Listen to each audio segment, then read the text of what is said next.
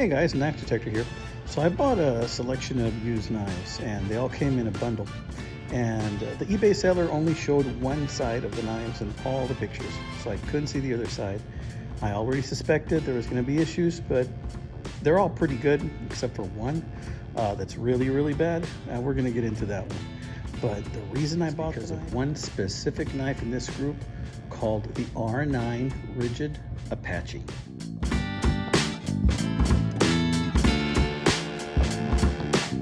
It is an awesome knife, and that knife itself also has some issues, and it also, I believe, has a story. I reached out to the seller to ask if they had any history on that knife, but we're going to take a look at it and we're going to try and discuss what the possible story might be for this knife. So stick with me, have a wonderful show ahead, and please like and subscribe.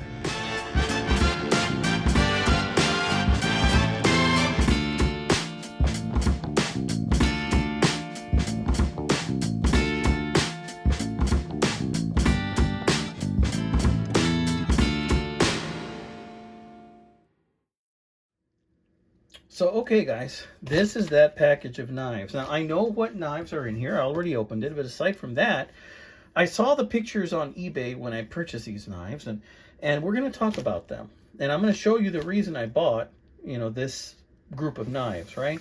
One in particular. There's one knife in here that I really wanted because I had one like it and I sold it years ago, but then I regretted selling it, right? They're getting increasingly harder to find unless you pay like $200, right?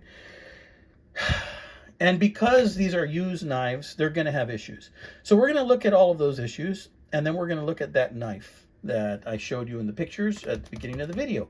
It's an R9 Apache, rigid, Japan. Let's take a look at them. Let's see what we can pull out here first. In no particular order, we have a very old, what looks like a Camp King. Well, it says Camp Knife on there. And I want you to notice that this is a metal handle. This is painted black. This isn't plastic or rubber or Delrin, anything like that. This is metal. You see the discoloration? So this is pretty cool, actually, because this is one of the older ones. And, oh, it is tough. So there's an issue right there. It is extremely tough to open. And right now, I don't even think we can get a maker out of this. Can you see? I'm having difficulty seeing what it is right there. Yeah, I'm going to definitely have to do some cleanup. I think that says USA. But other than that, I can't really see what it is.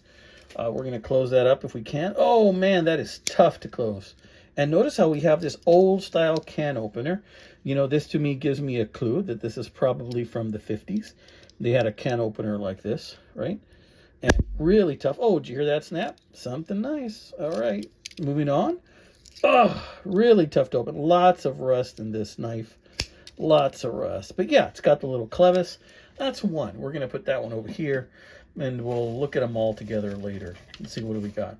Oh, now this one. This one is practically new, and this is one of the best things about this lot. I saw this there, and I'm like, you know what? This is going to give me the excuse to carve a spoon like I'd always wanted to do. This is a carving knife. It's an old-timer carving knife, and this is a newer model. This just came out recently, probably within 10 years or so. And look at that. That's if you're going to carve the inside of a spoon. This just has so many different blades, and I love it. Look, and this is so that you can dig in there like that. And I had been wanting one of these for a while, but I just didn't want to spring on it. Look, this is, again, so that you can carve in there like that. I'm going to enjoy this. I think I may just have to carve a spoon for you guys, just because I have this. And there's a little blade. Look at that. Sweet knife. And this one, man, I think this is to mark, well, you can still use it for carving, but you can mark a tree with it too. This is a sweet knife, so I'm really happy. I paid $40 for this lot. I hadn't told you. I paid $40, which is a great deal because this one's probably worth like $20, $25 on its own. So I got more than my money worth. I made out like a bandit here, guys.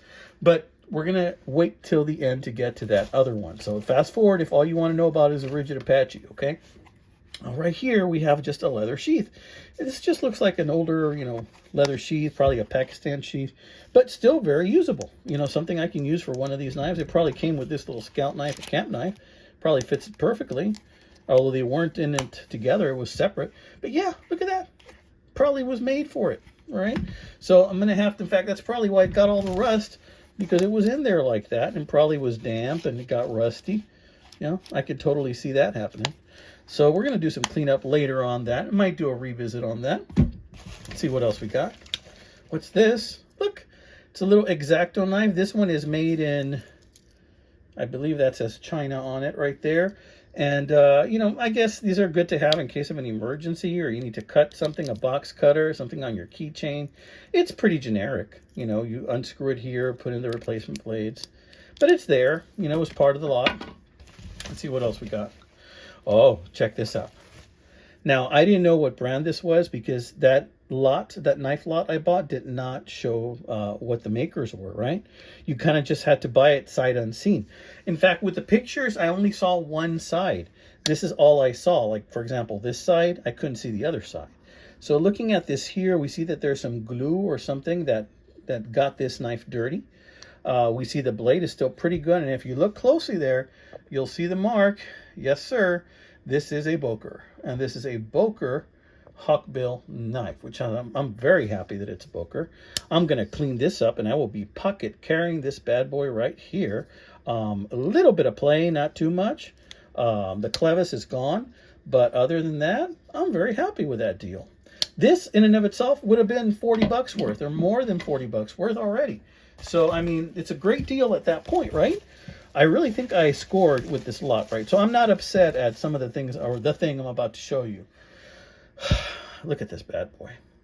Ain't this just, doesn't this just scream potential to you? That, wow, that'll clean up so nice. Knife detector, you got a little rabbit hopping through the woods. It looks like it's an old Schrade. Wow, it's so rusty though and so pitted.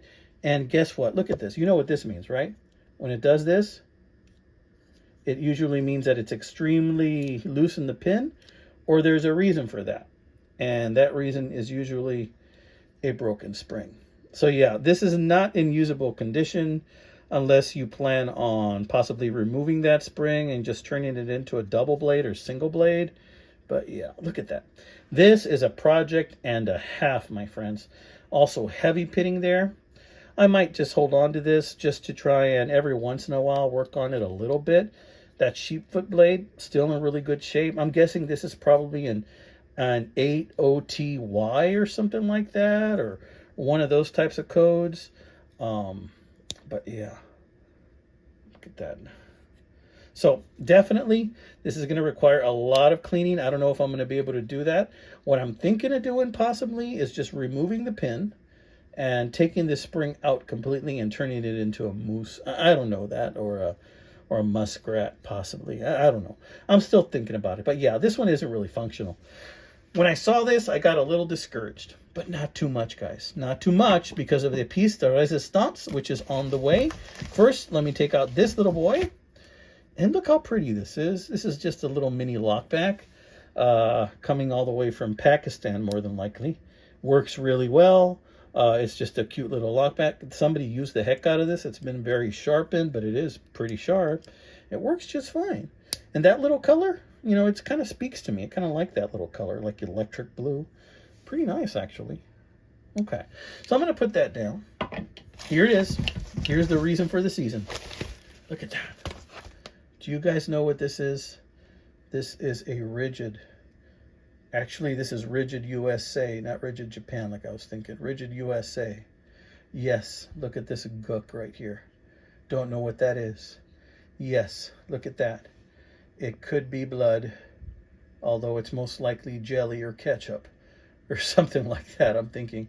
And then there's that. Wow. Now, I want you to pay attention to this because there is not just one engraving, but two engravings on each side. Here we have Steve. Guys, this was Steve's knife. And Steve had a girlfriend.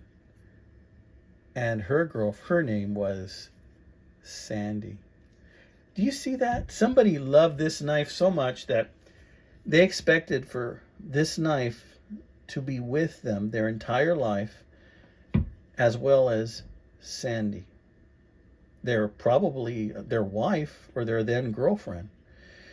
And this makes my mind race and wander, right? Did they get married? Were they together? Did they spend their entire lives together? Because this knife is likely from the late 70s. You see, I reached out to the seller on eBay and I asked if they knew anything about the history of this knife. Oh, and by the way, it's on both sides. Now, you know, us knife guys and gals know that if you engrave your knife and you intend to have it with you for the rest of your life, even if you're buried with it, and if you engrave both sides of the knife, like it is here, Steve, Sandy, then that's serious business, my friends. That's love. That's saying that just like this knife is going to be with you for the rest of your life, that you intend for your wife to be with you, or your husband, for the rest of their lives, and that neither of the two will part. And sometimes when I bring something like this into my home, you know, I do say a little prayer, and I wish them well wherever they're at. Because the truth is that this knife, according to the seller, was purchased in an estate sale. And you guys know what that means if it was purchased in an estate sale, right? Usually that means somebody passed away. Sometimes it means bankruptcy, but sometimes it means somebody passed away and they're trying to get as much as they can for their belongings. So this was found in an estate sale. And all I can say is I wish that Steve and Sandy, that they're both doing well together, wherever they may be, whether they may be together here still on this earth or in heaven. I wish them both the very, very best. And I am now the proud owner of this knife, and I don't want to make the same mistake again and sell it like I had one of these and sold it before. I really want to hold on to this one. But let this knife be a reminder to you that we're not the sole owners of these material possessions. We are caretakers. Although this couple, whoever it was, the gentleman or the lady, you know, felt that such a connection with this knife that, like each other's love for one another, they wanted to keep it together, right? And so it brings me to my question to you guys. I'm going to clean this knife up. I'm going to do my very best to take this sticky stuff off it, whatever it might be. I don't know what it is. Because honestly, this looks like it was stuck at the bottom of a toolbox for years. I'm going to do my best to get this blood or grape jelly off, whatever it is, or ketchup. And, oh, by the way, check out that blade. Ain't that just a nice blade? You know, when I look at something like this, you know what song comes to my mind? Have you ever heard the song Private Malone? I forgot who it's by, but it's about a veteran that bought a used car, and he answered an advertisement for an old Chevy for $1,000, and he bought it, and then he found a letter that it used to belong to Private Andrew Malone. And then he was in an accident, and somehow he was taken out of the car, and somebody said a soldier pulled him out, and that he knew who in fact it was. It was the ghost of Private Andrew Malone that saved his life. And whenever he rode in that convertible Corvette, I think it was a 66 Corvette, in that song, he always knew he wasn't alone. He was driving with Private Andrew Malone, you know. When I carry this knife, I'm going to know I'm not alone. And I'm carrying it with Steve and Sandy. And my question is to you guys, should I know that this is a material possession, and I feel awkward doing this, or even saying this, but should I endeavor to take off that engraving and make it more my own? Add it to my story. Should I do that? I don't know. I'm undecided. I'm really having an emotional impasse because this meant a lot to someone. I can feel it as a counselor, as a licensed professional counselor with a great deal of empathy that I have. I can sense it in this possession, this material possession, right? Some of you may think I'm crazy. It's just a knife. Get over it, dude. But I don't know. Part of me says maybe I should add my name here and my wife's name down here and just keep adding to it. I don't know, guys. Tell me what you think. Like and subscribe. This is the story of this knife. I wish I could tell you more. I don't know exactly what I'm going to do yet. I know my wife really wouldn't care if I engraved her name in that or not. In fact, she probably wouldn't want me to because she'd think I'd be, you know, having the spirit of Sandy and Steve in the house with me whenever I carry it. So I'm not going to tell her about that. But, you know, tell me what you think. What would you do? What would you do in a case like this? Honestly. All right, amigos, this has been another one by the Knife Detector. And I do believe that right now, currently, I am leaning towards trying to take the engraving off and polishing that out and sanding it a little bit, you know, doing what I have to. But I don't know yet. I'm still flexible on the subject. You know, let me know what you think. What should I do? Look at that blade, guys. Come on. I mean, come on. It's a gorgeous knife. And you know what? It's not even that dirty from the inside. Not as dirty as that other one from the last video I showed you. But look how beautiful it is. I'm going to wash this first with hot water. Try and melt away some of this grape jelly or whatever the heck it is. And I might have to use a piece of metal to scrape off this adhesive, whatever it is, if it doesn't come off. And with whatever's left over, I don't know. I guess we shall see. All right, guys, let me know what you think. What's your opinion on the subject? Chime in. Please like and subscribe. Like and subscribe. When you like, my views go up. And I want to thank all of my new subscribers for coming on board. This has been another one by the Knife Detector. Hope you guys dug this video. Take care.